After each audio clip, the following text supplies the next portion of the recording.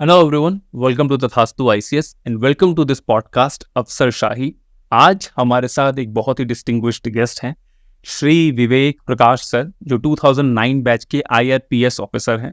तो आज हर अफसर शाही के पॉडकास्ट की तरह, हर एपिसोड की तरह आज हम विवेक सर को पर्सनली जानने की कोशिश करेंगे, उन्हें एज अ ऑफिसर जानने की कोशिश करेंगे और IRPS एज अ सर्विस कैसी है, एस्पिरेंट्स उसे किस तरीके से देख सकते हैं और आम जनता इस सर्विस से या वो ऑफिसर्स जो इस सर्विस में सिलेक्ट होंगे उनसे क्या उम्मीदें लगा सकती है। ठीक है, तो ये रहे विवेक सर और ये रहा, यहाँ से पॉडकास्ट शुरू होगा। Hello sir, how are you? Hi Amit, I'm good. How are you? I am good sir, are you comfortable? Yes, I'm comfortable. Usually मैं सवाल पूछता हूँ कि आर यू कंफर्टेबल। सर, मैं आज जब घर से बाहर निकल रहा था तो मेरे भाई ने मुझे बोला कि ये सवाल आप आज मत पूछना भैया, क्योंकि आप टीटी लग रहे हो सर, आपके साथ वैसे ही रिलेट कर जाएंगे। ठीक है सर, जोक्स अपार्ट, बहुत सारी चीज़ें हैं। मैंने आपका प्रोफाइल कोऑर्डिनेट पढ़ के रिसर्च करने की कोशिश की और बहुत सारी चीज़ें हैं जो आपने की हैं इस जी लंबे से करियर में। लेकिन शुरू से शुरू करते हैं, जी बिल्कुल। आपके बारे में कुछ जानेंगे और कुछ जहाँ से आप बिलोंग करते हैं। कानपुर जी एक ब्रांड है, कानपुर की एक एक्सट्रीम इमेज है हर तरफ, इंडिया के मैनचेस्टर से लेके IIT से लेके और जो दूसरी तस्वीरें हैं वो सामने आती हैं। तो प्लीज सर अपने बारे में और अपने कानपुर के बारे में बताइए। अमित, मैं कानपुर से बिलोंग करता हूँ। कानपुर में मेरी स्कूलिंग हुई है। अगर मेरा बर्थ प्लेस और जगह देखी जाए तो कानपुर पे गंगा का किनारा है। गंगा के दूसरी तरफ एक जगह आती है शुक्लागंज, एक छोटा सा कस्बा है जो डिस्ट्रिक्ट उन्नाव में आता है। मैं उस शुक्लागंज को रिहाइश के हिसाब से मैं उसे बिलोंग करता हूँ। मेरी एजुकेशन स्कूलिंग RK मिशन से हुई, तो उसका भी प्रभाव मेरे ऊपर रहा कानपुर में। फिर मैंने ग्रेजुएशन किया है क्राइस्ट कॉलेज कानपुर यूनिवर्सिटी से। BSc किया मैंने, ये वहाँ का मेरा कॉलेज और स्कूलिंग थी। नो डाउट कानपुर में चूँकि IITs हैं, बहुत सारी चीज़ें हैं, तो एकेडमिकली पहले मैं भी इंजीनियरिंग या IITs में करना चाहता था, या MBAs का क्रेज़ ज़्यादा है वहाँ पे। 12th के साथ साथ मेरा हुआ था 2 जगह IIT JEE का तो नहीं दिया एग्ज़ाम मैंने, एक MNR होता था उस समय UP सीट, तो आई qualified UP seat and MPPT, इसको 2 एग्ज़ाम मैंने क्वालिफाई किए थे। लेकिन चूँकि कानपुर में IITs का तो ये हुआ कि नहीं, सारे लोग 12th के बाद में 1 साल तैयारी करते हैं, तो मैंने ग्रेजुएशन में एडमिशन लिया और प्रिपरेशन स्टार्ट की। लेकिन समहाउ जब मैं कॉलेज में गया तो वहाँ का माइंडसेट और चीज़ें इस तरीके से लगी, मुझे लगा कि नहीं, 1 साल कोचिंग में वेस्ट करना, इससे बेहतर ये है कि 3 साल का ग्रेजुएशन हो जाएगा, फिर सिविल्स करेंगे। लेकिन फाइनल ईयर तक आते आते माइंडसेट ये हुआ कि नहीं, कुछ बिजनेस कर सकते हैं या बाकी चीज़ों में कुछ जोर आजमाइश कर सकते हैं, देख सकते हैं, काम वगैरह देख सकते हैं। तो यहाँ से शुरुआत होती है मेरी। वो मैंने कुछ किसी रिलेटिव या किसी के नाम पे कुछ बिजनेस भी किए, कुछ काम भी स्टार्ट किया। लेकिन फाइनली डेस्टिनी जिसको बोलते हैं, प्री डिसाइडेड या चीज़ें, मैं भटकता हुआ पहुँचा हूँ। उस समय फिर मुझे भी लगा कि नहीं, मैं तो पढ़ने वाला था, एकेडमिक्स में था, स्कॉलर था, तो सिविल्स की प्रिपरेशन के लिए मैंने ये छोड़ा, इंजीनियरिंग छोड़ी, ये चीज़ें करेंगी या करना था तो एक बार प्रिपरेशन करते हैं। फिर मैंने MA किया प्राइवेट सोशियोलॉजी से, ह्यूमैनिटीज़ में मैं शिफ्ट हुआ और फिर मैं दिल्ली आया 2005 में, मैंने प्रिपरेशन स्टार्ट की। फिर मेरा यहाँ पर 2008 एग्ज़ाम में, जिसको 9 बैच बोलते हैं, इसमें मेरा सिलेक्शन हुआ। इससे पहले मैंने मेंस लिखे थे 2 बार, और UPPCS के भी मैंने मेंस लिखे थे, कई सारे लिखे, और फाइनली भटकते हुए मैं इधर सेलेक्ट हो गया। दोबारा भी मैंने अटेम्प्ट दिए, लेकिन सर्विसेज, क्योंकि मुझे रेलवे पसंद थी, घूमने का शौक़ था और बहुत ज़्यादा हम लोगों को आइडिया भी नहीं रहता है, लेकिन नहीं, I am satisfied with my service career और चीज़ें। ये शुरुआती दौर में लगता था कि क्या सर्विस अलॉट हो गई है, क्या चीज़ें हैं, हमें बहुत ज़्यादा नहीं पता है, but it's good, it's really good. अगर आपको काम करना है, आप जिस माइंडसेट से सिविल सर्विसेज की तैयारी के लिए आते हैं, चीज़ें करने के लिए आते हैं, तो आपको हर जगह काम करने के मौके भी मिलते हैं, अपॉर्चुनिटी भी मिलती है और आप काम कर सकते हैं।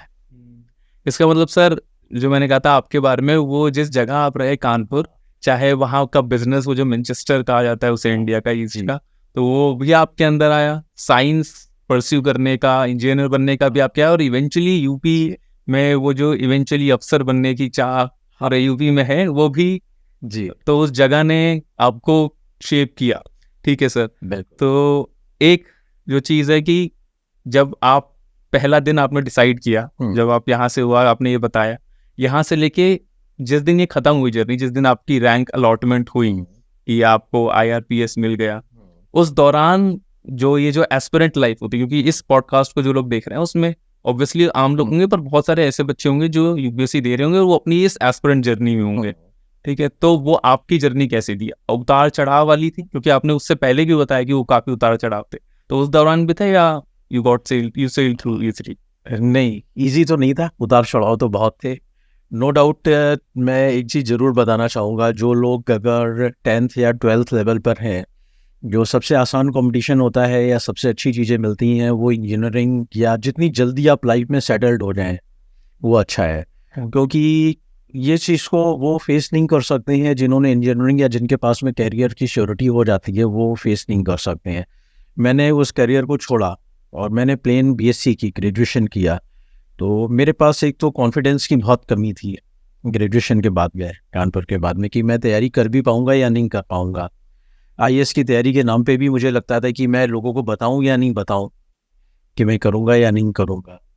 तो वो जो डिलेड सर्विस स्टार्ट हुई और जो कॉन्फिडेंस बहुत देर में आया कि नहीं मैं कर सकता हूँ, तो मैं एस्पिरेंट्स को ये बोलना चाहूँगा कि कभी भी ये नहीं होता है कि कोई भी कर सकता है अगर मैं कर सकता हूँ कानपुर में, क्योंकि नॉर्मली मेरे कॉलेज में कोई भी मैं नहीं जानता था कि जो सिविल सर्विसेज की प्रिपरेशन कर रहा हो। कानपुर से काफ़ी लोग सेलेक्ट होते हैं, लेकिन मोस्ट ऑफ द लोग जो होते हैं या तो वो IITs वगैरह में जाकर के सेलेक्ट होते हैं, इंजीनियरिंग करते हैं, या फिर डिफरेंट एकेडमिक उससे आते हैं। लेकिन मेरे साथ में कानपुर यूनिवर्सिटी में लाखों लोग पढ़ते हैं, उन लाखों लोगों में से बहुत ही कम लोग ऐसे होते हैं, मैं नहीं जानता था तब तक, जिसने सिविल सर्विसेज IAS के लिए, करियर के लिए बनाया। PCS में लोग ट्राई करते हैं, IAS का नहीं।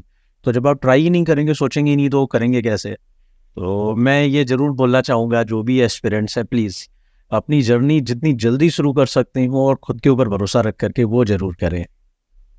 ओके सर, नोटेड सर, सारे एस्पिरेंट्स से नोट कर रहे होंगे। जी हाँ। लेकिन सर जब ये एस्पिरेंट से ट्रांसफॉर्मेशन हुआ, जिस दिन रिजल्ट आया, आपको सर्विस अलॉट हो गई, और जब दोस्तों रिश्तेदारों को ये पता चला, या आप जब सर्विस में आ गए शुरुआती दौर में, तो मतलब क्या, जैसे कोई क्रिकेटर बन जाता है तो उसके दोस्तों का फ़ोन आता है, भाई टिकट दिला दो, तो क्या आपको भी ये फ़ोन आते थे कि क्या ट्रेन की टिकट मिल जाएगी या क्या कंफर्मेशन हो जाएगा? देखिए, जब सिलेक्शन हुआ था उस समय तो सर्विस नहीं अलॉट हुई थी, सर्विस तो काफ़ी लंबे समय के बाद अलॉट हुई है।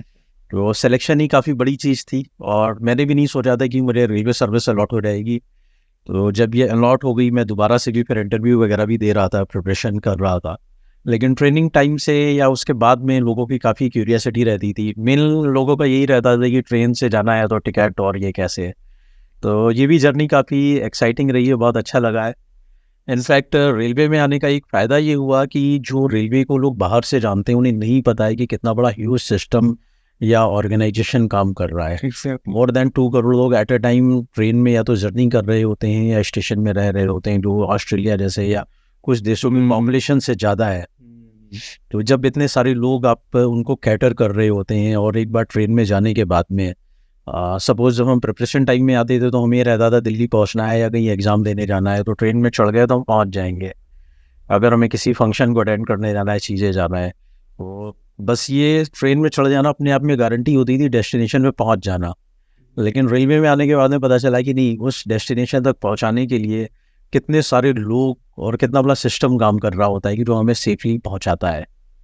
I can relate to this sir. अभी कुछ दिन पहले ही मैं, ये रेलवे मैन आई है, आई एम श्योर आपने भी देखी होगी, ट्रेलर तो सभी ने देखे हैं। तो उसका पहला एपिसोड के पहले पार्ट तक जो मैंने देखा, वहाँ पे के मैनन साहब जो एक्टिंग कर रहे हैं, वो एक छोटे से नट बोल्ट में कमी ना रह जाए उसके लिए उन्होंने पूरा अपना रेलवे स्टेशन छान मारा। और देखा जाए तो ये जॉब, जब हम ट्रेन में बैठते हैं और सफ़र पूरा हो जाता है तो शायद सोचते नहीं हैं कि क्या दिक्कतें आ सकती हैं, पर एक छोटी सी माइन्यूट सी दिक्कत कितनी घातक हो सकती है ये हमें तब पता चलती है जब वो दिक्कत हो जाती है। तो इसलिए इसका सिग्निफिकेंस कितना है, इस बात से हम ऑब्वियसली समझ सकते हैं। बिल्कुल। इसीलिए सर हम जानना चाहेंगे कि क्या ट्रेनिंग, मतलब इस चीज़ को एग्जीक्यूट करना मतलब मुश्किल है, तो क्या ट्रेनिंग रहती है इंडियन रेलवे पोस्टल सर्विस जहाँ से आप बिलोंग करते हैं? हाँ, तो वहाँ क्या ट्रेनिंग रहती है और इस जॉब का प्रोफाइल कैसा है, मतलब जॉब प्रोफाइल क्या है? लोग यहाँ पे एस्पिरेंट जब सेलेक्ट होंगे या क्या काम होगा यहाँ पर? देखिए, रेलवे सिस्टम काम करता है, ओवरऑल सर्विसेज रहती हैं। अभी तो रेलवे की सर्विसेज को मर्ज कर दिया गया है, अच्छा। लेकिन ओवरऑल जब मर्जर से पहले तक रेलवे में एंट्री दो तरीके से होती थी। इंजीनियरिंग सर्विस, जो इंजीनियरिंग सर्विस एग्जाम होता है, यूपीएससी कंडक्ट कराता है, उसके जरिए इंजीनियर्स आते हैं। और सिविल सर्विसेज यानी कि आईएएस का जो सिविल सर्विसेज एग्जामिनेशन होता है, इससे आईआरपीएस, आईआरटीएस और आईआरएएस सर्विस आती है, प्लस आरपीएफ आती है, railway protection force.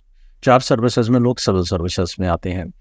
Plus engineering में सिविल इंजीनियरिंग होती है, इलेक्ट्रिकल इंजीनियरिंग होती है, सिग्नल एंड टेलीकॉम इंजीनियरिंग होती है, एक स्टोर सर्विस होती है और मैकेनिकल इंजीनियरिंग होती है। ये इंजीनियरिंग साइड से आते हैं।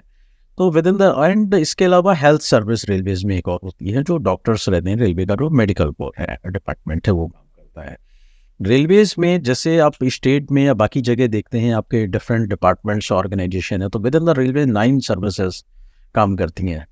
तो जो 9 सर्विसेज काम करती हैं, ओवरऑल ये लोग अपनी अपनी जो इनका स्पेसिफिक एरिया है उसको कैटर करते हैं, उसमें सर्व करते हैं। लाइक जो सिविल इंजीनियर होता है, वो रेलवे का जो ट्रैक है उसको मेंटेन करता है, उसको देखता है। जो मैकेनिकल इंजीनियरिंग वाले एस्पेक्ट्स होते हैं, उसमें डीजल लोकोमोटिव से रिलेटेड चीज़ें, और जो हमारे कोचेज होते हैं, वैगन्स होते हैं, जो मैकेनिकल एस्पेक्ट्स होते हैं, उनको कैटर करते हैं। इलेक्ट्रिकल इंजीनियरिंग के भी 4 पार्ट्स होते हैं।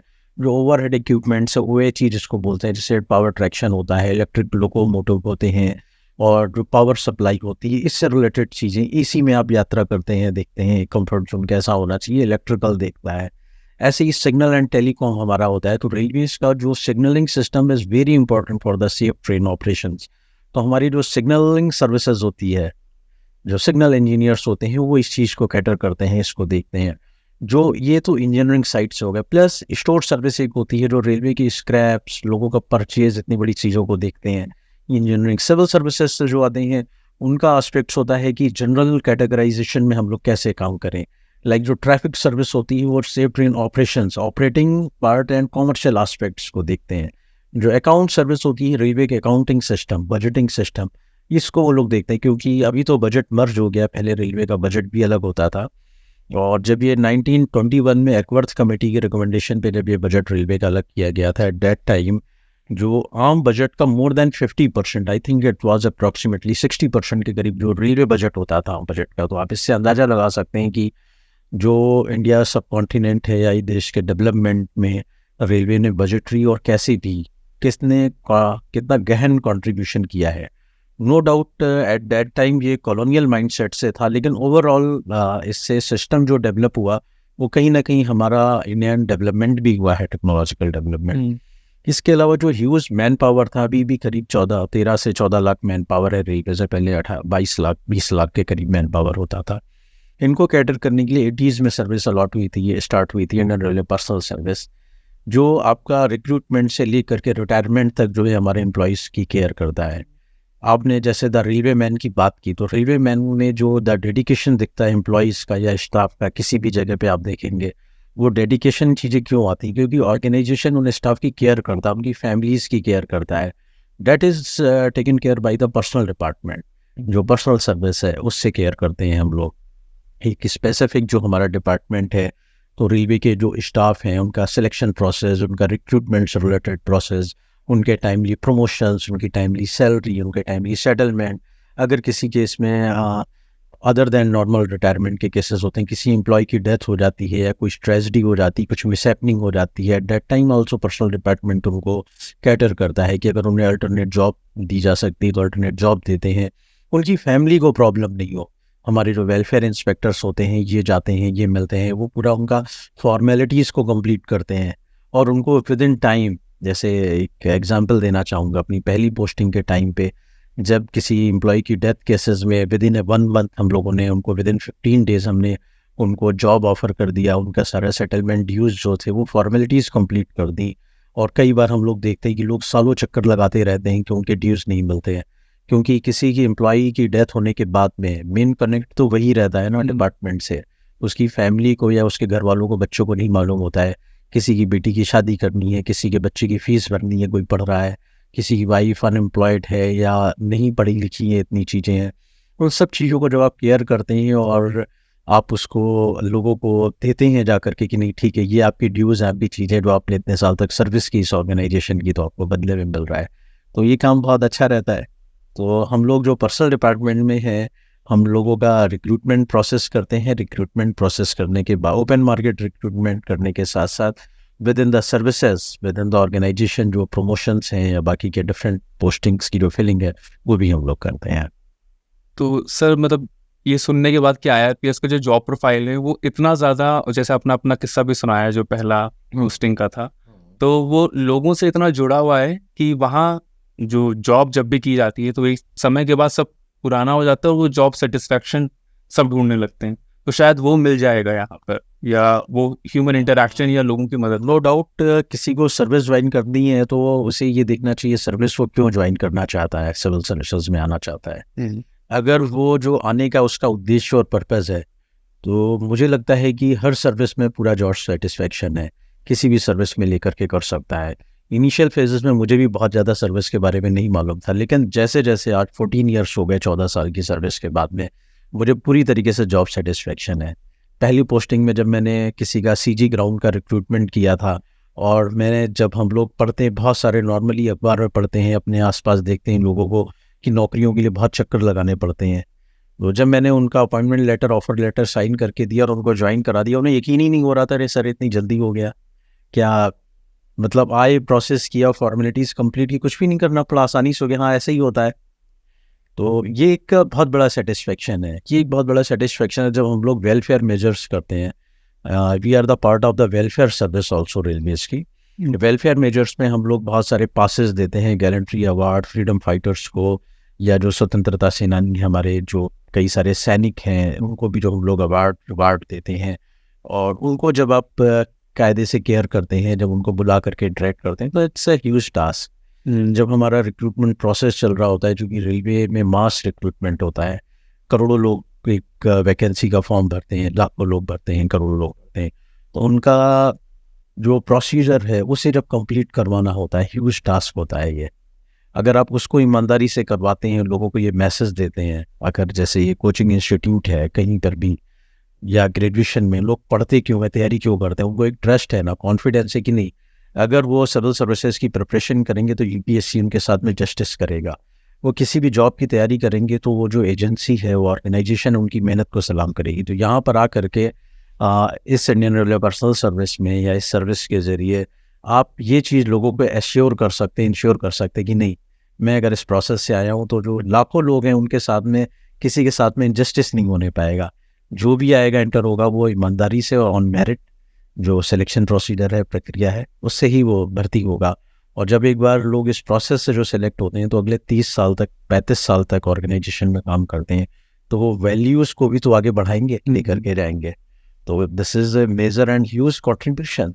एग्जैक्टली सर ये सुनते हुए, मतलब मेरे चाचा जी आर्मी में हैं, तो वो कहते हैं कि जब भी वो बॉर्डर पे होते हैं, और मैं पूछ रहा था उनसे कि कैसे सिर्फ वो ही नहीं, उनके साथ के बहुत सारे साथी लोग भी बिल्कुल तैयार हैं कि कुछ भी हो जाए, but we have to give our best, चाहे कुछ भी हो, ठीक है। तो उसका रीज़न मैंने पूछा था कि क्यों है, तो उन्होंने कहा था कि हमें पता है कि everything will be taken care of. तो शायद ये जो हमने कहा कि अभी बात करते हुए रेलवे मैन की या उस किस्से की, छोटी सी गलती से बहुत बड़ा नुकसान हो सकता है, बट इतने सारे एम्प्लॉयज को संभालना, क्योंकि आप लोग IRPS एज अ सर्विस इतने लोगों का ध्यान रख पाती है, इसलिए शायद हम मुसाफिरों का या हम आम लोगों का इजीली वो जो ट्रैवलिंग है या जो हमारा ख्याल है वो अच्छे से और हो सकता है। बिल्कुल बिल्कुल ये कहा जा सकता है। ओके सर मतलब ये तो जॉब प्रोफाइल है, ये हुआ, लेकिन जैसे हम सब जानते हैं ट्रेन्स पे, मूवीज पे, चाहे वो अमिताभ बच्चन जी की कुली हो, चाहे SRK की DDLJ हो, बहुत पिक्चरें हैं जो ट्रेन से इंस्पायर्ड है, रेलवे से इंस्पायर्ड है। आपकी लाइफ में कोई ऐसा इस सर्विस के दौरान कोई ऐसी चीज आई होगी जिसने बिल्कुल फिल्मी फ्लेवर डाल दिया हो आपकी जॉब में? कोई 1 या 2 किस्से ऐसा इसको लगा यार ये तो बस मूवीज में देखा था, क्या या इस प्रोफाइल में भी है, इस जॉब में भी ऐसा होता है, या ये बस लिमिटेड है IPS IAS यहाँ तक? नहीं, ये तो सभी जगह रहता है। आप काम करते हैं तो आपको सभी जगह रहता है। लाइक जो हम लोग नाइट इंस्पेक्शंस होते हैं 12 से 4, देखिए ये तो रेलवे का सिस्टम में ऐसा नहीं है कि अगर आप पर्सनल में हैं तो बाकी के काम नहीं कर सकते हैं।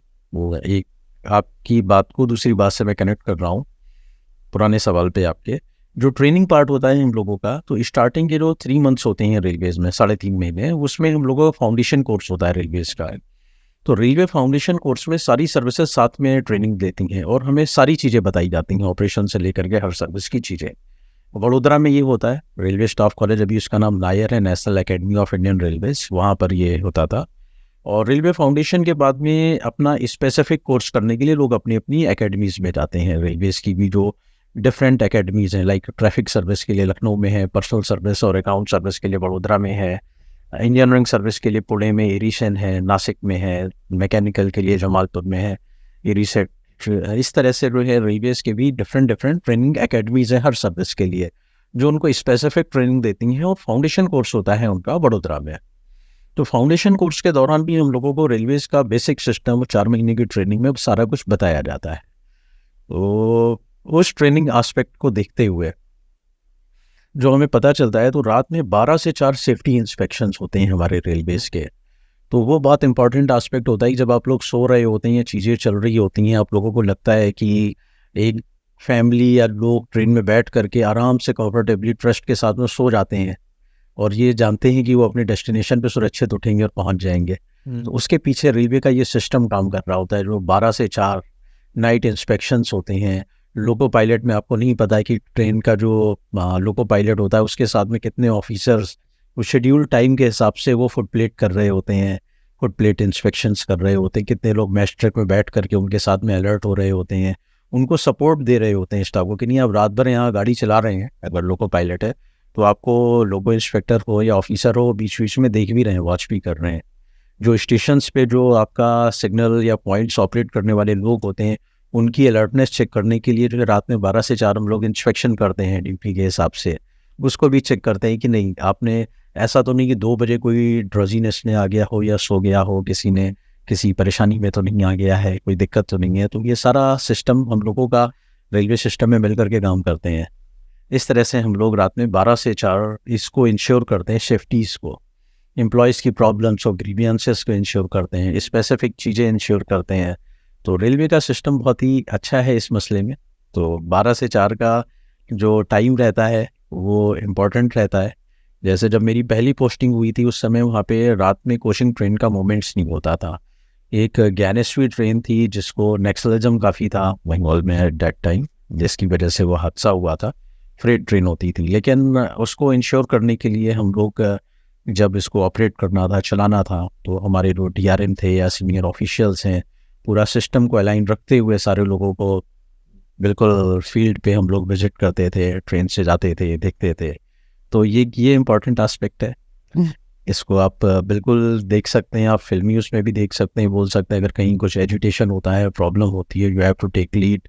अगर कोई अनटूवर्ड्स कोई एक्सीडेंट या कुछ ऐसा मिसहैपनिंग होता है तो being a senior most officer वहाँ पे प्रेजेंट है, you have to take the command कि आपको सारी चीज़ों को वहाँ पे मैनेज करना होता है रेलवेज़ में भी, और चीज़ों को देखते हैं क्योंकि पब्लिक है और लाखों हज़ारों लोग एट अ टाइम रहते हैं किसी भी समय किसी भी ट्रेन में। तो it's a huge task public के मैनेजमेंट। सर कभी इस मतलब जॉब के दौरान या किसी काम को करते हुए कभी ऐसा कोई ऐसा प्रेशर आया हो, चाहे वो किसी ऑफिसर की तरफ से कोई ऑफिसर आया हो और उसने कहा हो कि ये काम किया जाए, या कोई पॉलिटिशियन या कोई ऑफिसर, कभी कुछ ऐसा हुआ? देखो किसी का नाम लेकर के तो नहीं स्पेसिफाई कर सकते हैं, लेकिन प्रेशर तो इन जनरल रहते हैं। आपके काम में तो कोई इंटरफेयर नहीं करता है। मैं चेयरमैन था रेलवे रिक्रूटमेंट सेल इलाहाबाद का इससे पहले 4 साल तक, तो मैंने काफ़ी ह्यूज रिक्रूटमेंट्स किए, कई सारे पैनल निकाले। तो 2019 का, और चूँकि इलाहाबाद जैसे दिल्ली है तो इलाहाबाद भी ईस्टर्न यूपी का और ईस्टर्न इंडिया का काफ़ी बड़ा एक सेंटर है जहाँ पे लोग प्रिपरेशन करने के लिए आते हैं और लाखों लोग एग्ज़ाम देते हैं। तो वहाँ पर फेयर सिलेक्शन कराना बहुत बड़ा एक टास्क था। और इससे पहले कई बार क्या हुआ है कि नो डाउट मैं इसमें किसी स्टाफ को या किसी सिस्टम को नहीं दोष दूंगा, लेकिन बहुत सारे टाउट्स या जो मेलाफाइड इंटेंशंस के लोग हैं वो इन्वॉल्व रहते हैं फ्रॉड करने के लिए, वो कैंडिडेट्स को मिसगाइड करते हैं। तो उस टाइम पे मेरा पर्पज़ ये था कि नहीं, जो सिलेक्शन है वो फेयर होना चाहिए, लोगों को फेयर दिखना भी चाहिए रिजल्ट आने के लिए। क्योंकि ऐसा नहीं होना चाहिए कि कई बार ऐसे केसेस मुझे सुनने में आए थे कि लोगों ने अपनी ज़मीनें बेच दी इतना करने के लिए, या किसी के बहकावे में आ गए, किसी के फ्रॉड उसमें आ गए। तो इसको हमने अवॉइड करने की कोशिश की। इसको लेकर के प्रेशर आया था हमारे पास में। इनफैक्ट कुछ डाउट्स का मेरे ऊपर लाइव थ्रेट अटैक भी हुआ, मुझे मारने के लिए प्रेशर भी डाला गया। मेरे घर तक जो बंगलो था मेरा, वहाँ तक भी लोग आए उसकी पुलिस कंप्लेन, आरपीएफ और एडमिनिस्ट्रेशन ने पूरा सपोर्ट भी किया। इनफैक्ट एसटीएफ भी इन्वॉल्व हुई। मैंने कई बड़े बड़े रैकेट भी बर्स्ट किए, कई लोगों को मैंने डिबार किया, कई लोगों को जेल भी भेजा इसको लेकर के, क्योंकि जो इम्पर्सनेटर आते थे कैंडिडेट्स, तो वो किसी के नाम पे किसी की जगह एग्ज़ाम देने आ गए हैं, चीज़ें आ गए हैं। तो ऐसे मैंने बहुत सारे फ्रॉड केसेस पकड़े हैं और इसको लेकर के मैंने पूरा सिस्टम डेवलप किया था। मैंने इलेक्ट्रॉनिक जो कम्युनिकेशन के जो साधन हैं, मॉडर्न टेक्नोलॉजीज़ का यूज़ किया था और एक वेब बेस्ड मेडिकल मेमो मैंने जनरेट किया था। कैंडिडेट्स की मैंने रियल टाइम पिक्चर कलेक्ट करा करके और उसे नॉन चेंजेबल डाटा से कनेक्ट किया था। टीसीएस ने एग्ज़ाम कराया था। और उसके अलावा मैंने 2 जगह सर्वर रखे थे, एक सिक्योर्ड क्लाउड सर्वर पे था और एक अपने पास में भी एक सर्वर मैंने सिक्योर्ड सर्वर तैयार किया हुआ था, वेबसाइट को इस तरीके से कनेक्ट किया था। और जो मेमो था उसमें मैंने ह्यूमन इंटरफेस ख़त्म कर दिया था, क्योंकि उस समय क्या होता था कि एक जो फ़ोटो है वो कई लोगों से मिल सकती है, ऐसा लोगों ने बनाया हुआ था कि एक आदमी की फ़ोटो में वो मिक्स कर देते हैं। तो इसको मैंने कंट्रोल करने के लिए जो रियल टाइम पिक्चर कलेक्ट करा करके और जो उसका डाटा है प्रोफाइल बगैर हाथ से फिल कराए हुए नॉन चेंजेबल किया और उसको ऑनलाइन सिक्योर सिस्टम से वेब बेस्ड मेमो, यानी कि जहाँ मेडिकल के लिए जा रहा है उस लेवल पर भी उसका जो है वेरिफिकेशन क्रॉस चेक हो जाएगा कि वही कैंडिडेट जा रहा है या नहीं जा रहा है। और फाइनल के टाइम पे भी मैंने उसी कैंडिडेट को क्रॉस चेक किया। तो इससे फ़ायदा बहुत हुआ कि बहुत सारे जो इम्पर्सनेटर थे, बहुत सारे लोग छट गए और इसी दौरान काफ़ी बड़े रैकेट वाले लोग थे जिन्होंने प्रेशर बनाने की कोशिश की। एक और मज़ेदार वाक़या बताऊँगा। एक काफ़ी सीनियर आदमी आए हमारे पास में, सो कॉल्ड 91 बैच आईएएस बन करके, पूरे लाव लश्कर के साथ मेरे ऑफिस में।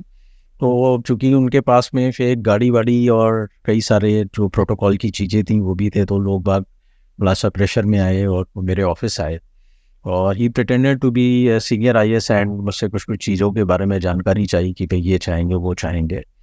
मुझे डाउट हुआ उनके ऊपर, तो मैंने उनको बिठाया, उनसे कुछ क्वेरीज़ की और मुझे कंफर्म हो गया कि ही इज़ नो वन, कोई ब्यूरोक्रेट नहीं, कोई इम्पर्सनेटर हैं या चीज़ें हैं।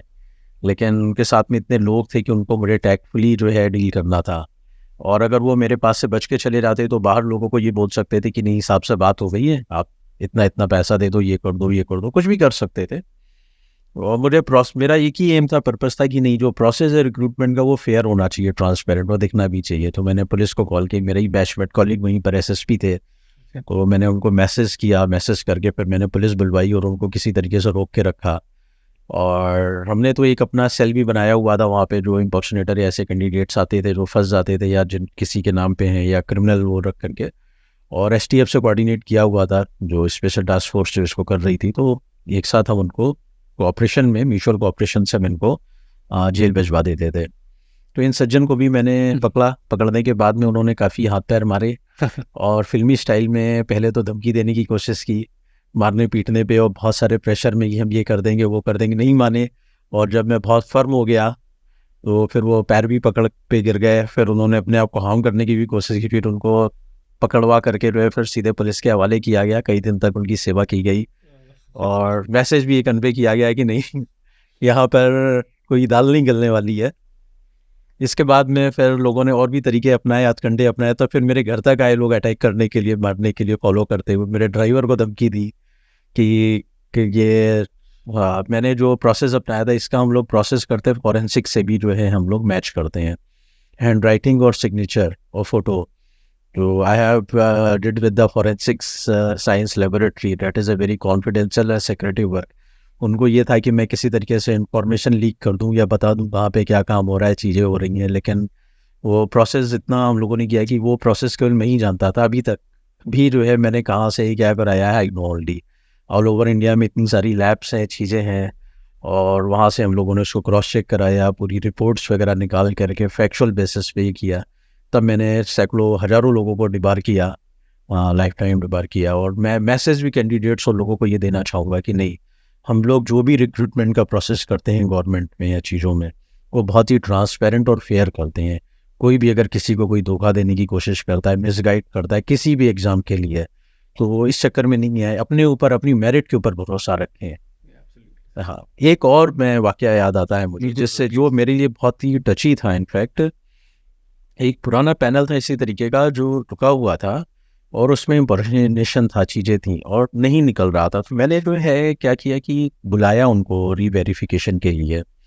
That was the panel for 2015 के कुछ कैंडिडेट्स थे और 19 में उनको बुलाया था। तो बच्चे अच्छे मुझे दिखे कि नहीं ये इम्पर्सनेटर नहीं है, I have to check use brain की नहीं सही है या नहीं है। और जब वो लोग आए तो एक दिन पहले तक वो लोग के कपड़े और उनकी जो हालत थी, हाथों की उंगलियों की स्थिति देख करके कि वो दिहाड़ी मजदूरी, रोड बन रही थी उसमें रोड मजदूरी का काम करते थे और उन्होंने 3-4 साल पहले ग्रेजुएशन किया था और वो पढ़ने में बहुत अच्छे थे, लेकिन गरीबी थी और लोगों उनको ये विश्वास किसी तरीके से लोगों ने दिलवा दिया था कि बगैर पैसे के नौकरी नहीं मिल सकती है। और जबकि वो जेन्युइन कैंडिडेट्स थे, उनका पूरा मैंने वेरिफिकेशन किया, करवाया। और जब मैंने उनको इम्पैनल किया, उनको नौकरी दी, तो वो मेरे लिए बहुत एक ऐसा मोमेंट था कि नहीं, एटलीस्ट यहाँ पे बैठ करके हम कितने लोगों का जीवन बदल दिया कि जो आदमी ये नहीं सोच पा रहा है कि इसे कैसे मिलेगा, कैसे नहीं होगा। तो सर्विस के लिए जैसे आपने बोला थोड़ी देर पहले कि हर service, every service is important. तो यूपीएससी ने अगर कोई सर्विस निकाली हुई है, सारी सर्विस ग्रुप ए की एक ग्रेड पे के हिसाब से similar, almost similar terms and conditions के हिसाब से रखी हुई हैं, तो कुछ सोच करके रखी हुई है, क्योंकि हर जगह आपको या लोगों को ज़रूरत है। ठीक है, हमने एक्सप्लोर नहीं किया, वो अलग बात है, लेकिन उनके घर को तो देखिए, जिनको घर को नौकरी मिल गई, जो बेचारे सड़क पर आ गए हैं, जो आदमी रोड की मजदूरी कर रहा है, खेत में मजदूरी कर रहा है दिहाड़ी, और उसको ये ट्रस्ट है, आपने उसको ये कॉन्फिडेंस दे दिया कि नहीं वो तैयारी कर सकता है और उसका फेयर सिलेक्शन है। तो this is a huge task, बड़ी चीज़ें हैं। कोविड टाइम पे हमें टाइमली रिक्रूटमेंट प्रोसेस कंप्लीट करना था। अगर हम 31 मार्च से पहले नहीं करते, स्काउट गाइड कोटा या स्पोर्ट्स कोटे की चीज़ें हैं, तो लैप्स हो जाता। कितने सारे लोग जो नौकरी में गए हैं, हमने जिनका हम पैनल किया टाइमली, वो एटलीस्ट और जॉब तो कर रहे हैं, वरना तो वो उनकी मेहनत बेकार हो जाती। तो आप हर जगह लोगों के लिए कितना कुछ कर रहे होते हैं। Exactly sir. अगर किसी को भी जरा सा भी सर इस पॉडकास्ट के पहले डाउट होगा कि ये कोई मोनोटोनस जॉब है, तो आपके इस छोटे से इंटरव्यू से, अभी तो थोड़ा सा ही टाइम हुआ है, लेकिन इतनी सारी कहानी, इतने सारे किस्से, इतने सारे वाक्य हो गए हैं कि लग रहा है कि नहीं, ये बहुत डायनेमिक जॉब है, जहाँ शायद जॉब भी देना है, ये भी चेक करना है बारीक नज़र से कि कौन सच बोल रहा है, कौन झूठ बोल रहा है, बिल्कुल। और शायद खुद के ऊपर आ रहे लाइफ थ्रेट से भी बचना है। तो ये बहुत लाइफ से भी बचना है, डायनेमिक है। फिर आपको अपना कॉन्फिडेंशियल वर्क होता है, जैसे आप काम करते हैं, सीक्रेट वर्क होता है एजेंसी, उस तरह से काम करना होता है। आप ये नहीं लीक कर सकते कि क्वेश्चन पेपर कहाँ छप रहा है, कौन बना रहा है, आप उनकी जांच और वेरिफिकेशन कहाँ पे करा रहे हैं, किस जगह पे करा रहे हैं। तो you have to maintain the secrecy कि आप इंडिया के किस शहर में जा रहे हैं, आप चेन्नई जा रहे हैं, हैदराबाद में हैं, मुंबई में हैं, कोलकाता में हैं, या दिल्ली में हैं, या शिमला में हैं, या चंडीगढ़ में हैं, या अहमदाबाद में हैं, या भोपाल में हैं। आप कहाँ पे क्या चीज़ें कर पा रहे हैं, you have to maintain that, otherwise आपकी चीज़ें तो फिर तो लीक हो जाएंगी। तो इसके लिए तो मैंने जो वेब बेस्ड मेडिकल मेमो था और जो बहुत ही फेयर प्रैक्टिस थी, विजिलेंस ने भी उसको अप्रिशिएट किया था इलाहाबाद में, और इनमें मुझे इसके लिए मिनिस्ट्री ऑफ रेलवे से अप्रिशिएशन लेटर भी मिला कि जो रिक्रूटमेंट हम लोगों ने टाइमली और यूज कंप्लीट कराया वो। और वो भी कुंभ का टाइम था, इलाहाबाद में कुंभ चल रहा था, हमें डीएसए ग्राउंड तैयार करना था, ग्राउंड तैयार करके एजेंसीज फाइनल करनी थी, आरपीएफ की बैरक्स लगी हुई थी, उनको मेंटेन कराना, फील्ड पे काम कराना, और तो और उसमें साथ में ये कोऑर्डिनेट करना कि आपके पास में इतने सारे लोग आएंगे एक्स्ट्रा एग्जाम देने के लिए, तो आपको ट्रेन का मूवमेंट्स इस हिसाब से रखना, आपको डेट्स इस हिसाब से डिसाइड करना कि ह्यूज टास्क, ह्यूज केओस नहीं हो जाए। ऐसा नहीं हो कि उसमें बहुत बड़ा कोई डिफरेंट ऑर्गेनाइजेशन या काम चल रहा है, तो आपको वो सारी चीज़ें मेंटेन करना, आपको स्टेट गवर्नमेंट के हिसाब से लाइसेंसिंग मेंटेन करना, चीफ सेक्रेटरी से, डीजीपी से, पुलिस से, ताकि आप सिक्योरिटी और चीज़ों को मेंटेन कर पाएँ। लोकल इंटेलिजेंस यूनिट है, पुलिस है, उनके साथ में भी आपको कोऑर्डिनेट करना है कि कहीं कोई रैकेट या कोई और तो ऐसा काम नहीं कर रहा है जो इस पब्लिक रिक्रूटमेंट या चीज़ों में कुछ और इन्वॉल्वमेंट कर दे। तो it's a not easy task. आप किसी को इंडक्ट कर रहे हैं ऑर्गेनाइजेशन में और जो सेफ्टी रिलेटेड काम में इन्वॉल्व है, कोई टेररिस्ट या कोई ऐसा क्रिमिनल माइंडसेट का व्यक्ति तो नहीं आप ले रहे हैं, तो आपको बाकी डिफरेंट एजेंसीज से भी उतना ही कोऑर्डिनेशन रखना होता है।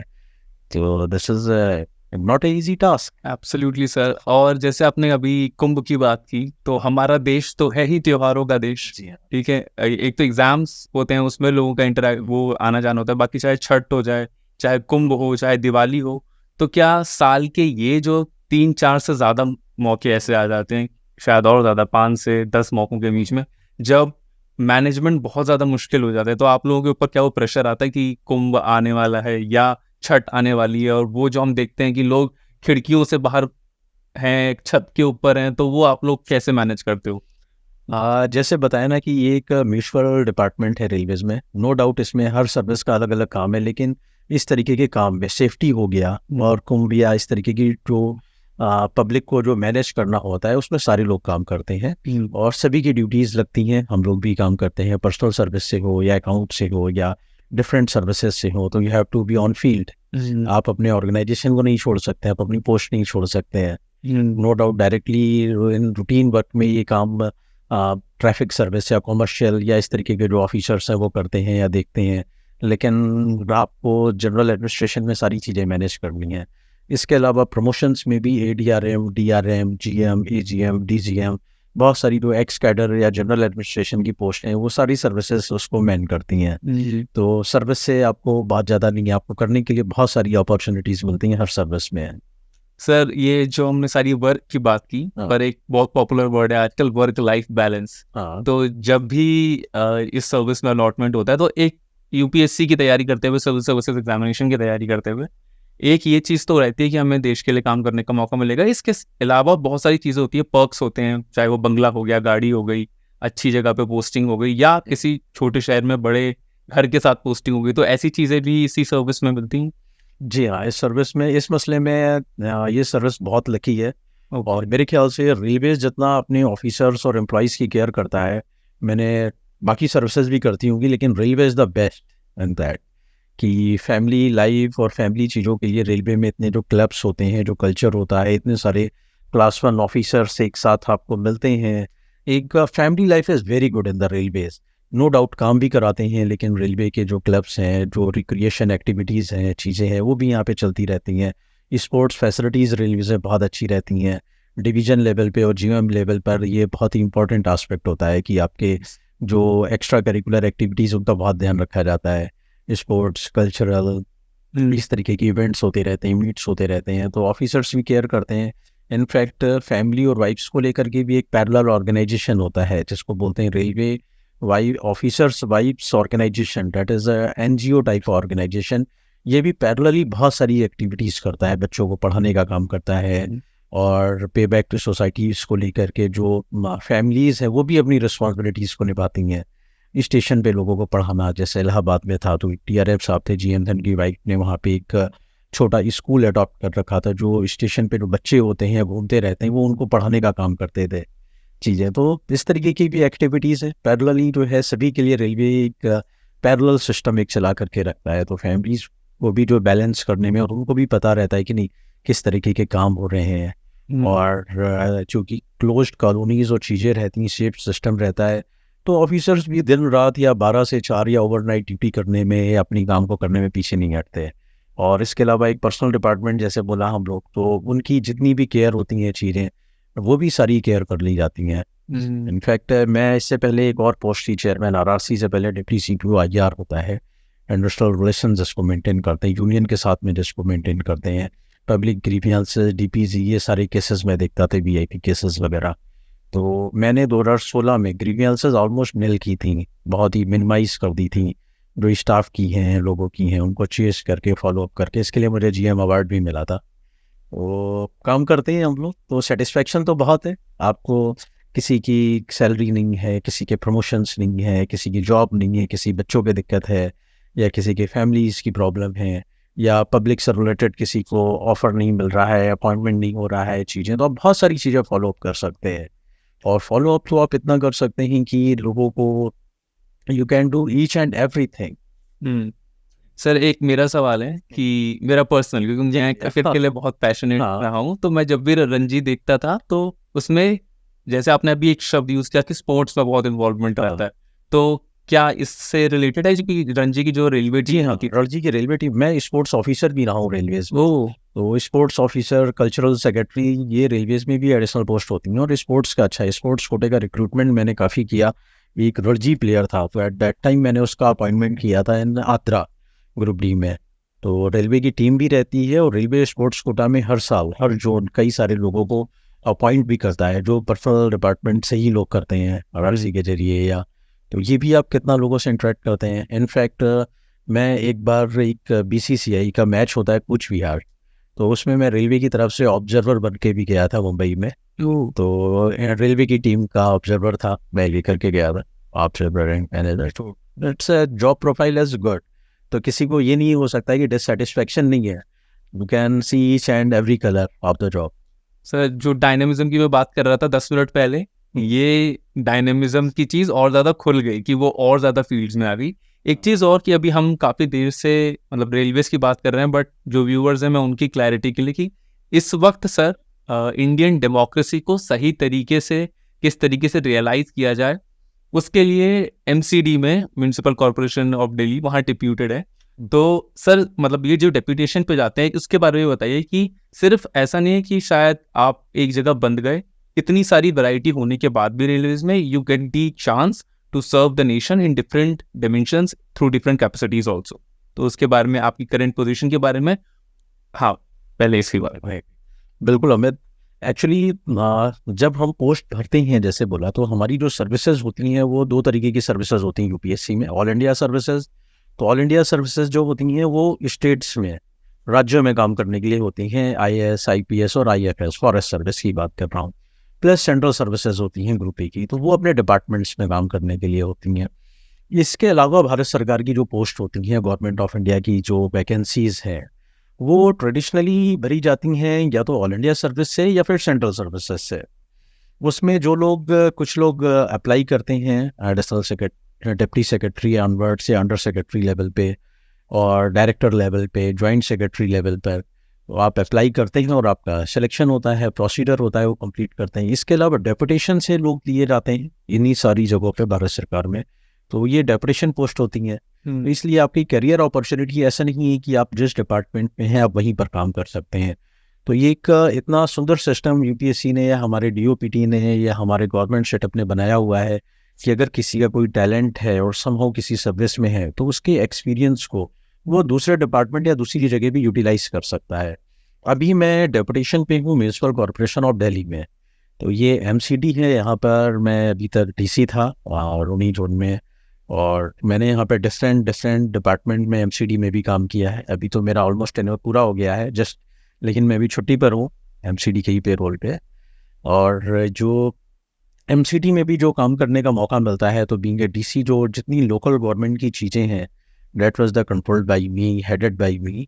और मैंने यहाँ पर 2 इनिशिएटिव मुझे काफ़ी सेटिस्फैक्ट्री लगे जो मैंने लिए। तो garbage to education and beautification of garbage sites, जब 2020 में कोविड के टाइम पे यहाँ पर आया था, यहाँ पर मैंने 2 चीज़ें देखी। इससे पहले मैं जापान गया हुआ था 2018 में, रेलवेज की ओर से अर्बन डेवलपमेंट और जाइका का एक था। तो जापान में मैंने कुछ चीज़ें देखी जो मुझे टच की, कि वहाँ पे लोगों की सफाई बहुत है, गार्बेज साइट्स ये सब भी चीज़ें बहुत लोग साफ़ करते हैं। बच्चा भी जो है अपने हाथ में कूड़ा ऐसे नहीं फेंकता है, तो कहीं ना कहीं कुछ ना कुछ चीज़ें देखता है वो। रेलवेज़ के अलावा जब मैं एमसीडी में आया तो मुझे डायरेक्टली ये मौका मिला, तो मैंने कुछ मॉडल साइट्स डेवलप करने की कोशिश की कि जो रनिंग गार्बेज साइट्स हैं मैं उनको सुंदर बनाऊँ। तो वहाँ पर मैंने मेयर को भी बुलाया, कमिश्नर साहब ने उसको कई जगह रेप्लिकेट भी कराया बाद में, कि वहाँ पे मैंने ग्रीनरी डेवलप करके और उसको डेवलप करके रनिंग गार्बेज साइट्स को, और उनसे जो कूड़ा उठाने की चीज़ें रहती हैं उनका टाइम मैनेजमेंट सुधार करके, उनको ऑब्जर्व करके उसको एक पार्क टाइप में डेवलप किया कि वहाँ बैठ करके चाय पी सकते हैं। तो वहाँ पे मैंने रनिंग गार्बेज साइट में चाय पिलाई और ये दिखाया कि नहीं, पर्पज़ ये था इस तरीके के स्पॉट्स डेवलप करने का कि आने वाली जो जनरेशन या बच्चे हैं वो ये देखें, वो कूड़ा करके नाम पे एमसीडी के नाम पे केवल मुंह पे रुमाल रख करके ना निकले। ये नहीं सोचे कि हमें यहाँ पे कूड़ा दूर से फेंक देना है, वो इसको ये देख सकते हैं कि नहीं, जैसे अपने घर में हमने यहाँ पे कूड़ा मैनेज कर सकते हैं, बहुत सुंदर तरीके से रखा जा सकता है, तो वहाँ पर भी इसको हम मैनेज कर सकते हैं। तो ये पर्पज़ था।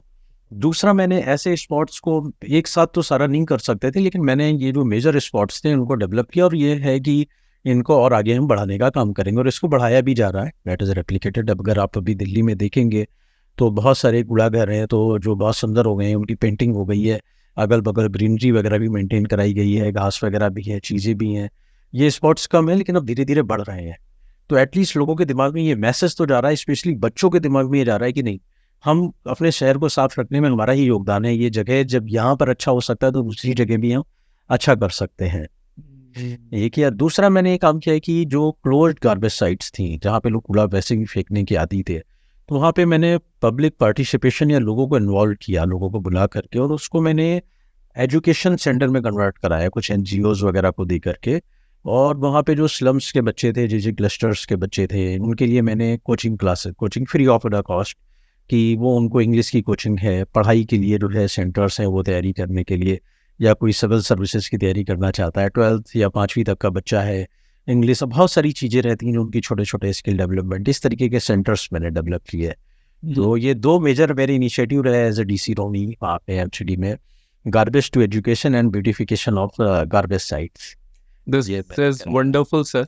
और ये सुनते हुए थोड़ा सा मैं नॉस्टैल्जिक हो गया। मेरा बेस्ट फ्रेंड है, अभी वो स्विट्जरलैंड में है, और आज से 10 साल पहले हम लोग जब साथ में घूमते थे तो जाते हुए हमारे यहाँ भी यही गार्बेज साइट इसी तरीके से है, एक कूड़ा घर हुआ करता था, हमें पार्क जाना होता था, वहाँ वो बीच में होता था, और वहाँ से जाते हुए हम हमेशा या तो तेज भाग के जाते थे या रुमाल को जोर से सांस खींच के रुमाल नाक पे रख के और फिर जाते थे। ठीक है, और कई बार ऐसा होता था यार ये बस ये बदबू बंद हो जाए, मतलब इतना तो हो ही सकता है, बट आप उससे शायद कई स्टेप आगे जाके उसका ब्यूटिफिकेशन और उसका सेल्फी पॉइंट उसको बनाया हुआ था। अभी भी आप वहाँ जा करके देख सकते हैं, रोनी में कई सारी जगह ऐसे सेल्फी पॉइंट आपको मिल जाएंगे, आप जा करके वहाँ पे सेल्फी खींच सकते हैं, कूड़े घर के बगल में आप आराम से बैठ करके चाय पी सकते हैं, आपको रुमाल रखने की जरूरत नहीं। Amazing sir. और शायद अलग अलग, हाँ प्लीज, इसमें भी मैंने जो है कोई एक्स्ट्रा फंड नहीं, ये लोकल लोगों के पार्टिसिपेशन से खुद जा करके और उनसे विजिट करवा करके, और अपने इन हाउस जो इन हाउस वर्क है, लेबर है, मैन पावर है, उसके जरिए इसको डेवलप किया। This is great sir. और मतलब इतनी डायमेंशंस हो गई, किसी भी इन छोर को पकड़ के बहुत देर बात हो सकती है। हो सकती है डायमेंशंस, इनफैक्ट ये तो बहुत ही इंपॉर्टेंट है, कूड़े का है, वाटर लॉगिंग के इश्यूज मैंने यहाँ पे कोशिश की काफ़ी कम करने की। कोविड टाइम पे जब चीज़ें चल रही थी तो वो एक ह्यूज वो था टास्क, मैंने यहाँ पे जो वीकली मार्केट्स लगवाई या चीज़ें करवाई, वो डिस्टेंस मेंटेन करके और जो सिस्टमेटिक करवाया, डेट वॉज वेल अप्रिसिएटेड। और इसके अलावा मैं मोर देन 8,800 करोड़ से कोविड वेस्ट कलेक्ट करा रहा था 21 में, जब कोविड की सेकेंड वेव थी। और उसमें हमारा टारगेट ये था कि अपने स्टाफ को मैंने किसी को भी इन्फेक्टेड नहीं होने दिया। ये सबसे बड़ा मैनेजमेंट था उस समय में, पर्सनली जिस समय मैं मॉनिटर कर रहा था कोविड वेस्ट का कलेक्शन और चीज़ें ऑफिस में बैठ करके टच से। तो ये सारी चीज़ें बहुत इंपॉर्टेंट, इसमें मुझे रेलवेज़ का काफ़ी काम आया, रेलवे का एक्सपीरियंस, क्योंकि रेलवे में जिस तरह से सिस्टमेटिक काम होता है, और मेरी जो आदत थी डिफरेंट डिपार्टमेंट्स के साथ में कोऑर्डिनेशन में काम करने की, तो वो चीज़ें मैंने यहाँ एमसीडी में भी जो है लागू करी और की। हालांकि पहले भी लोग करते थे, लेकिन थोड़े से मैनेजमेंट से लोगों को फ़ायदा भी हुआ। जो ग्रीवियंस सिस्टम है, इंक्वायरी सिस्टम है, उसको क्रॉस चेक करना, उसको बोलना, तो स्टाफ भी हमारा मोटिवेटेड रहता था। तो हमारे जितने सफाई कर्मचारी हैं, लोग हैं, इन्होंने भी बहुत पूरा कोऑपरेट किया। कि जिस तरह से आपको तो नहीं याद है, वो जो टाइम था कि जो सैनिटाइज करते थे सड़कों को, थानों को, चीज़ों को। और सबसे ज़्यादा एक इसमें कोविड टाइम में बहुत ही चैलेंजिंग जो हमारा फेज़ आया था, वो आया था जब क्रेमेशन ग्राउंड्स थे, कई सारे पायर्स वो जो चिता जलवाने वाले वो एक्स्ट्रा बनाने पड़े थे, क्योंकि उस समय शमशान घाट में बहुत लाइन लगी हुई थी। तो I personally visited many times कि वहाँ का क्रेमेशन ग्राउंड है, उसको विजिट करने से नो डाउट एक ह्यूज टफ टास्क था कि, लेकिन हमारा स्टाफ भी चाहता था मेरे जाने पे चीज़ों में, तो लोगों को कम से कम थोड़ी तो राहत मिली, थोड़ी तो तसल्ली मिली कि नहीं, जो लोग लाइन में लगे हुए हैं अपने नियर डियर की जो है शवों को लेकर के कोविड टाइम में, तो हम जितना नहीं कर सकते लेकिन उनके साथ में खड़े थे कम से कम, और जो बेस्ट पॉसिबल मैनेज था वो करवा रहे थे, तो लोगों को कम से कम कुछ तो ये देने की कोशिश की। और आप कुछ भी कर सकते हैं, लाइक मैंने वैक्सीनेशन ड्राइव हम लोगों ने टाइमली कंप्लीट की, ये करवाई। उस समय जो चैलेंजेस थे, लोग वैक्सीनेशन नहीं कराना चाहते थे, वैक्सीन लगवाना, चीज़ें करवाना, तो कोविड के जो प्रोटोकॉल हैं उनको इन्फोर्स कराना, सोशल डिस्टेंसिंग को मेंटेन कराना, ये सारी चीज़ें जो है हम लोगों ने बहुत अच्छे से कोशिश की पूरी टीम के साथ में। एमसीडी के स्टाफ ने उतने ही कोऑपरेशन से काम किया और लगा पूरे डेडिकेशन के साथ। सर इतने सारे प्रेशर में या इतने डिफरेंट तरीकों के काम में, क्या आप अपनी कोई पर्सनल हॉबी परस्यू करवाते हो आज, या कोई है? पर्सनल हॉबीज़ तो हैं हमारी, जैसे मुझे पढ़ना पसंद है। अच्छा, चेस खेलना तो कम हो पाता है क्योंकि खेलने वाले कम मिल पाते हैं। घूमना पसंद है, तो बीच बीच में इन सब चीज़ों से कभी अगर समय मिलता है साल में 1-2 बार, तब पैर करते हैं। सर बुक्स और घूमने को पकड़ रखते हैं, अगर आपको ट्रैवल और बुक्स, तो बुक्स, फेवरेट बुक्स लाइक कौन सी आपकी जो आपने कई बार जैसे वो आप पढ़ सकते हो? फेवरेट बुक ऐसी तो कोई नहीं है कि जिसको कई बार पढ़ी, लेकिन किताबें मुझे फिक्शंस हों या जो रियल स्टोरीज से जो टच करती हैं। मेरा ऑप्शनल सब्जेक्ट भी मैंने बाद में हिंदी लिटरेचर इसीलिए लिया था। राग दरबारी एक किताब काफ़ी अच्छी लगती है, काफ़ी अच्छा उसमें व्यंग है, जो रियलिस्टिक व्यंग लगते हैं। अभी लेटेस्ट मैंने जो ख़त्म की, सेपियंस ख़त्म की है, वो हरीरी की। हाँ हाँ। और ट्रैवलिंग में सर, अब तो ट्रेन से वास्ता हो गया है, तो वो ट्रैवलिंग ट्रेन से तो मैंने ऑलमोस्ट पूरा इंडिया घूमा ही है, ट्रेन में ट्रेनिंग में भी कराया। और बाकी रिसेंटली जो है, चूँकि मैं अभी डेपुटेशन पे हूँ, तो मैं बाई रोड ट्रैवल ज़्यादा कर रहा हूँ आजकल। और दिल्ली के आसपास में तो ज़्यादा भी क्या, साल में एक बार या दो बार ही मौका मिल पाता है, दो बार। अभी छुट्टी पर हूँ तो फिर कोशिश। आप क्या ज़्यादा एंजॉय करते हैं सर, ट्रेन का ट्रैवल या बाय फ्लाइट, अगर आपको एक ऑप्शन मिले तो पर्सनली? ये इस चीज़ को आप जो है, this is a very subjective question. ये डिपेंड करता है कि आपको कहाँ जाना है, कैसे जाना है। अगर आप जो है मालाबार कोस्ट से घूमना चाहते हैं, अगर आप नीलगिरी के माउंटेन्स को आप एंजॉय करना चाहते हैं, ठीक है, तब आप बाई ट्रेन जाइए। आपको दूध सागर फॉल देखना है तो वो आपको ट्रेन के अलावा और कहीं से नहीं दिखेगा उतना अच्छा। ठीक है, आपको अगर आपको कोंकण रेलवे का आप जब आप जाएंगे तो जो ब्यूटी आपको ट्रेन से मिलेगी वो आपको ऐसे नहीं मिलेगी, फ्लाइट से आप नहीं देख पाएंगे। तो ये डिपेंड करता है कि आपको कहाँ जाना है और आपका टाइम कितना है। बाई रोड का नो डाउट ट्रेन जर्नीज में जो जगह हैं, स्पॉट्स हैं, तो ये अच्छा है। और दूसरा, सबसे ज़्यादा अपने देश को जानने का मौका मिलता है कि आपकी जो बाउंड्री है, आपको जहाँ पे सर्व करना है, जब आप देख रहे होते हैं, जा रहे होते हैं, किस तरह से वेजिटेशन चेंज होता है, फ्लोरा एंड फौना चेंजेस होते हैं, मिट्टी का रंग कैसे बदलता है, कहाँ पे काली मिट्टी है, कहाँ पे लाल मिट्टी है, कहाँ पे कौन सी सॉइल है, कहाँ पे वेजिटेशन कैसे कैसे चेंज हो रहे हैं, तो लगता है कि हाँ ठीक है बट अगर आपको पहाड़ों पे जाना है, लेह लद्दाख जाना है, वहाँ तो ट्रेन है नहीं, वहाँ तो बाई रोड ही जाना ऑप्शन है। तो जहाँ ऑप्शन है वहाँ तो यू वुड, इसीलिए शायद ये वजह रही कि गांधी जी ने जो इंडिया का भ्रमण किया, हालांकि ऑप्शन तब भी कम थे, लेकिन हमेशा वो ट्रेन जो है वो इंडिया की हिस्ट्री के साथ अभी तक चली आती रहेगी। या हमारे बचपन में भी, चाहे रेलगाड़ी छुक छुक से हम शुरू करते हैं अपना बचपन, और टीनेज में आते शाहरुख खान के छैया छैया पर डांस करते हैं, तो वो शायद इंडिया की भावना से जुड़ी हुई है। और सर, आप शायद पूरा इंडिया, जापान और हर जगह और डिफरेंट डिफरेंट चीज़ों में, डिफरेंट डिफरेंट डिमेंशंस में काम करने के बाद, मतलब हर अच्छी चीज़ को एंड करना पड़ता है, इसलिए इस पॉडकास्ट को भी अब एंड करना चाहिए शायद।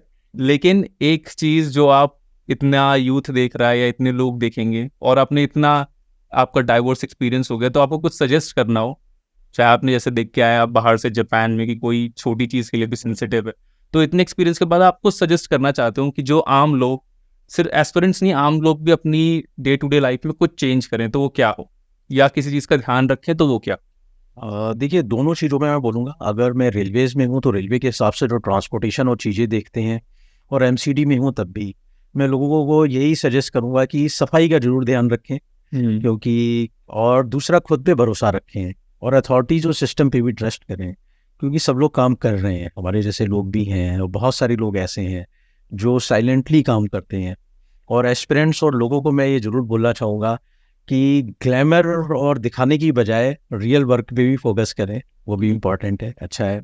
हर जगह मौका है काम करने का, और कोई भी सर्विस अच्छी या बुरी नहीं होती है, लोग होते हैं जो अच्छा या बुरा किसी चीज़ को बना सकते हैं या कर सकते हैं। आपके पास में अपने कैडर में काम करने के अलावा आपके पास में डेपुटेशन पे डिफरेंट ऑर्गेनाइजेशन में काम करने का भी बहुत मौका रहता है, और आप वहाँ भी वंडर कर सकते हैं। जैसे मैंने एक और एग्जांपल देना चाहूँगा, प्लीज सर। उन एस्पिरेंट्स, उन लोगों को जिनको लगता है कि काम नहीं कर सकते। मैं अभी प्रॉपर्टी टैक्स देख रहा था, मोर देन 40% मैंने रेवेन्यू इन्हांस किया है प्रॉपर्टी टैक्स में शादरा साउथ जोन का लास्ट फाइनेंशियल ईयर से, और मोर देन 32% टैक्स पेयर्स नए बढ़ाए हैं। This is huge record last years की कंपैरिजन में, तुलना में। तो आप टैक्सेशन से हो, चीज़ों से हो, सैनिटेशन से हो, मैं डायरेक्टर P&I रहा, DC हेल्थ रहा, कोविड का हो, आप कुछ भी काम कर सकते हैं अगर आपने बेसिक चीज़ों को अपनी सही रखा हुआ है। तो अपने बेसिक्स को जो है ठीक रखें और आगे बढ़ते रहें। और लोगों के लिए भी यही है कि अपने क्योंकि अब मैं लॉयल एम्प्लॉई हूँ MCD का फ़िलहाल, तो अपने टैक्सेस को टाइमली जमा करें, हाउस टैक्सेस और प्रॉपर्टी टैक्सेस। इसके अलावा साफ़ सफाई आपस में रखें, कूड़े को और गंदगी को इधर उधर नहीं फैलाएं। और हम लोगों ने जो MCD ने जो सेल्फी पॉइंट्स बनाए हुए हैं या ब्यूटीफाई किया हुआ है स्पेसेस को, इनफैक्ट ये रेलवेज़ ने भी ये काम किया हुआ है और ऑर्गेनाइजेशन कर रहा है। उस चीज़ को चेरिश करें, एंजॉय करें, अपनी धरोहरों को देख करके रखें और खुश रहें, स्वस्थ रहें, सुरक्षित रहें। बस। Thank you so much sir, thank you so much. Thank you. ये एक्सपीरियंस, इस सर्विस को जानना, आपसे बात करना बहुत एनरिचिंग रहा मेरे लिए। मतलब professionally, as a teacher, as जो बच्चों को पढ़ा रहा है, एज अ एस्पिरेंट, कि वो कम्युनिकेशन हो पाए, और पर्सनली भी कि जो मेरे अपने एक्सपीरियंसेस थे, चाहे मुंह पे रुमाल रख के भागना, हाँ। और वो किस तरीके से बेहतर किए जा सकते हैं। आई एम श्योर ये बाकी जगहों पे भी जो आपने किया उसे फॉलो किया जाएगा। और thank you so much sir, आप यहाँ आए, आपने टाइम दिया। Thank you so much everyone. मिलते हैं अगले किसी पॉडकास्ट में। Until then take care, bye bye, have a good day.